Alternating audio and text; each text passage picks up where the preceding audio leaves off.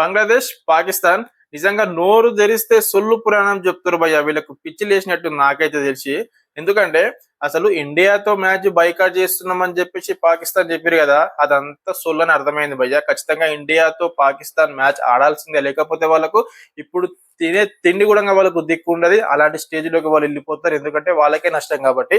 And దాంతో పాటు పాకిస్తాన్ ఏమేమై చెప్తుంది తెలుసా, అసలు మనకు హైయెస్ట్ రెవెన్యూ కావాలని అంటుంది. అండ్ దాంతో పాటు హ్యాండ్ షేక్స్ కూడా చేయాలని చెప్పేసి అంటున్నారు, అడుక్కుంటున్నారు. అండ్ దాంతో పాటు బీసీబీ బంగ్లాదేశ్ క్రికెట్ బోర్డు కూడా ఏం చెప్తుందంటే, పాకిస్తాన్ మీరు ఖచ్చితంగా ఇండియాతో మ్యాచ్ ఆడారు, ఎందుకంటే మన క్రికెట్ ఈకో సిస్టమ్ ని మీరు ఎందుకు దెబ్బతీస్తారు, మాకు సపోర్ట్ చేసినందుకు మీకు చాలా థ్యాంక్స్, ఇండియాతో మ్యాచ్ అయితే ఆడండి అని చెప్పేసి అంటున్నారు.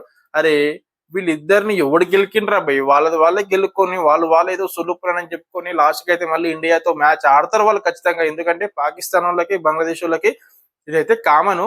అండ్ బంగ్లాదేశ్ ఎటుపోతే మీకెందుకు రా భయ్, పాకిస్తాన్ మీకే దిక్కు దివానా ఎవరు లేడు, మీకు అవసరమా? మీ మ్యాచ్ ఏదో మీరు ఆడుకుంటే అయిపోతుంది కదా.